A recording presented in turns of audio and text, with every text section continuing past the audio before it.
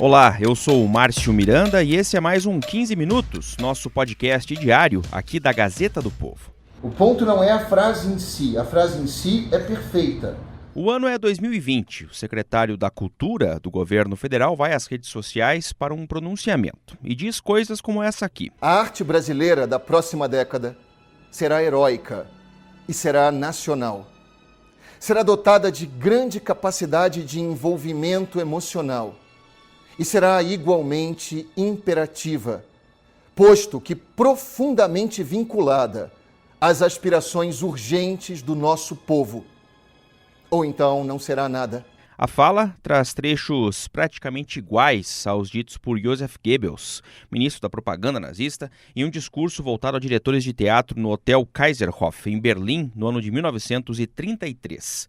Disse Goebbels, abrem aspas, a arte alemã da próxima década será heróica. A arte brasileira da próxima década será heróica. Será ferreamente romântica, será objetiva e livre de sentimentalismo. Será nacional, com grande patos e igualmente imperativa e vinculante. Será dotada de grande capacidade de envolvimento emocional e será igualmente imperativa. Ou então não será nada. Ou então não será nada. Depois de repúdios e pedidos de demissão feitos por líderes do Congresso, como os presidentes das duas casas, Câmara e Senado, a nota de repúdio também da Embaixada da Alemanha, pressões dentro do próprio governo, o capítulo final.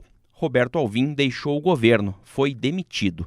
Disse que, dado o mal-estar causado, colocou à disposição o cargo, ao presidente Jair Bolsonaro, que acabou demitindo. Horas antes de sair, Roberto Alvim deu uma entrevista aqui à Gazeta do Povo. Ele defendeu a frase dita no pronunciamento e minimizou a relação com a frase de Goebbels. A frase em si é perfeita, não há nenhuma questão na frase. Bom, eu convidei aqui no 15 Minutos o editor de ideias da Gazeta do Povo, o Jones Rossi. Ele que também é o titular aqui do podcast Ideias, também aqui da casa. A gente vai comentar esse assunto e também ao longo do episódio vamos ouvir trechos da entrevista feita pelo repórter Olavo Soares em Brasília, nesta sexta-feira, dia 17, como eu disse, horas antes do Alvim deixar o governo federal, em tudo que aconteceu muito rápido. E aconteceu, Jones, depois de tudo isso, parece que não havia outro caminho, O que iria acontecer é exatamente isso, a saída do Roberto Alvim. Bem, depois das declarações que ele deu, iguais às do Goebbels, não tem como manter um cara desse no governo, um governo que se diz amigo de Israel, um governo que se diz amigo dos israelitas, dos judeus, porque evoca à memória coisas que são muito terríveis, O Holocausto. O Goebbels foi o cara que articulou toda a política cultural do nazismo seguindo o senso estético de Hitler. Então, se você parar para pensar, como que você tem um cara que nem no cargo do Alvim, que é o secretário especial de cultura, que vai determinar a política de cultura do Estado brasileiro, onde vai gastar o dinheiro do contribuinte, do pagador de impostos, e ele usa Goebbels como referência, isso te deixa com 500 mil pés atrás. E você vai parar para pensar, não, esse cara não tem como continuar no governo de maneira alguma.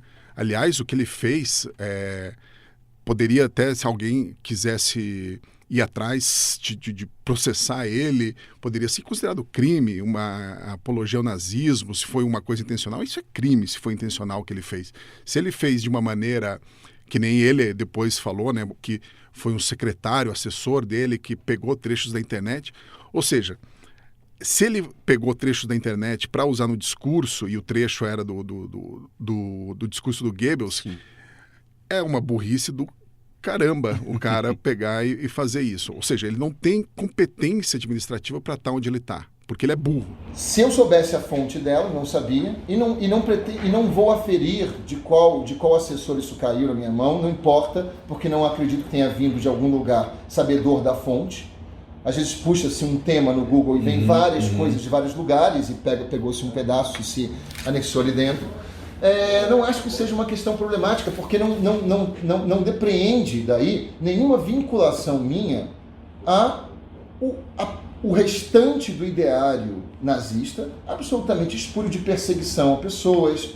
ele comenta exatamente isso, que ele diz que não vai atrás do assessor que fez isso, mas não cola, né, Jones? Você, num cargo como esse, vamos lembrar que o cargo que ele agora deixou, né, que ele foi demitido, era basicamente, não existe mais o Ministério da Cultura como estrutura, mas era a figura mais importante da cultura nacional dentro do governo, né, dentro do aspecto de política de cultura.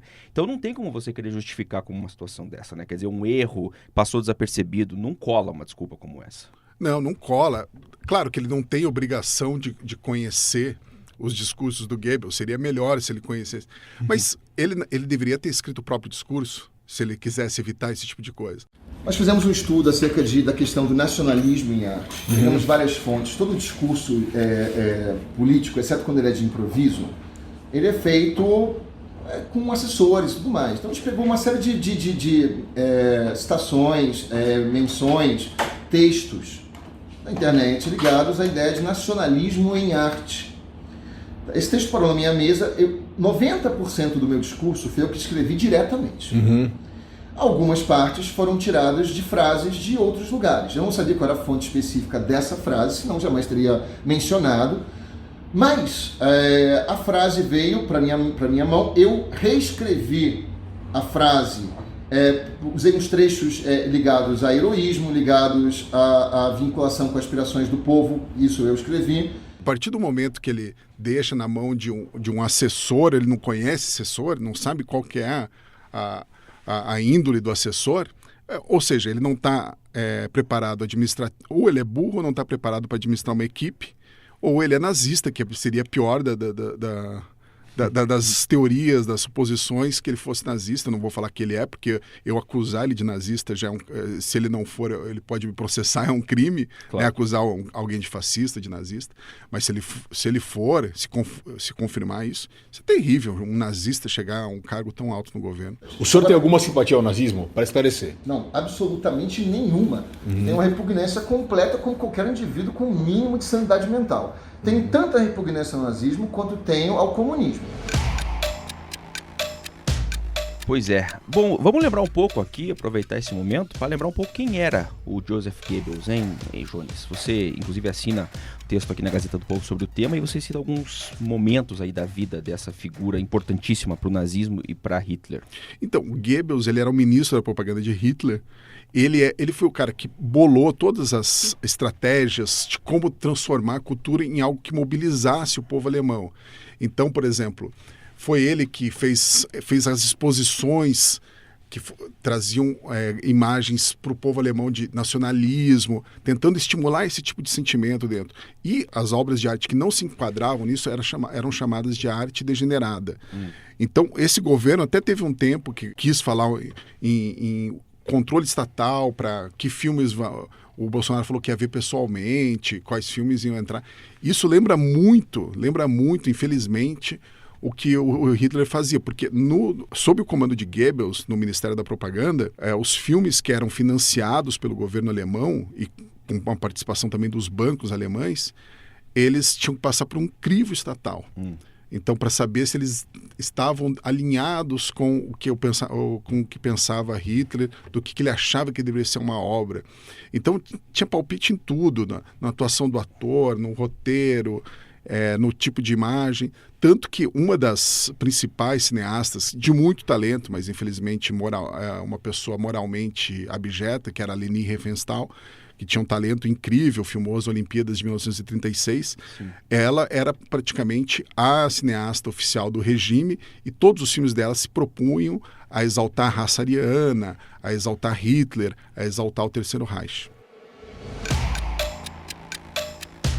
O senhor falou com o presidente Bolsonaro sobre a repercussão que esse caso tem tido, essa declaração, essa associação ao Goebbels? Conversei com o presidente hoje de manhã sobre esse assunto, falei para ele da coincidência retórica que havia entre as frases e que não era sabedor da fonte da frase,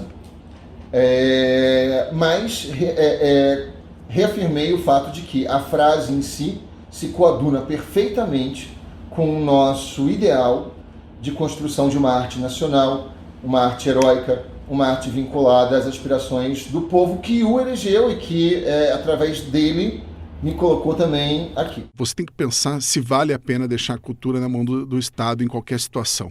Óbvio que no regime do Terceiro Reich não havia opção, porque ele se tornou uma ditadura, claro, uma ditadura terrível, fascista. Agora, o Brasil, que é uma democracia, está na hora da gente começar a discutir isso de maneira mais apropriada, o que a gente quer da nossa cultura. Se a gente tem que deixar na mão da iniciativa privada, investir somente em áreas que são mais carentes, enfim. O Estado é responsável por isso hoje no Brasil, e quem que está no Estado? São pessoas falhas, como a gente pode ver, até pessoas que citam Goebbels. Ao país a que servimos, só interessa uma arte que cria a sua própria qualidade a partir da nacionalidade plena e que tem significado constitutivo para o povo para o qual é criada. Bom, voltando um pouquinho à questão do pronunciamento que levou à demissão do Roberto Alvim, não é só a questão, claro, do discurso que copiou os trechos do discurso do ministro da propaganda nazista. Tem a questão da estética, né, meio questionável ali do vídeo, mas a questão da trilha sonora também do vídeo que ele colocou, né, que também acabou sendo, de certa maneira, vinculado como uma referência. Como é que é essa história aí da ópera do Wagner, hein, Jones? Então, se você parar para pensar na questão do discurso que foi copiado, vamos supor que a gente desse a colher de chá pro secretário, o Alvim. Não, foi copiado, ok, etc. Mas por que se usou como fundo musical do pronunciamento dele a ópera Lohengrin? Eu não sei, você me desculpe aqui o ouvinte se eu estou falando, porque é alemão, eu não entendo nada de alemão, mas é por aí. Sim. Lohengrin, alguma coisa assim. Que é uma ópera do Wagner, o Wagner, para quem não sabe, era o compositor de música clássica preferido dos nazistas, e não era à toa. Ele escreveu um manifesto defendendo a desjudaização da música alemã. Enfim, era outra pessoa que nem a Leni Riefenstahl.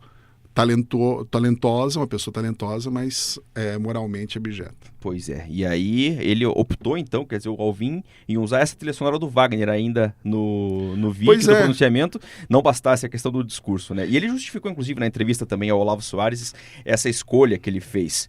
E amo, sobretudo, Lohengrin, que é a última ópera do Wagner, que é a que toca de música de fundo no meu discurso, que é uma ópera na qual Wagner se converteu ao cristianismo, uma ópera de uma força poética transcendente. Era também a ópera favorita de Adolf Hitler.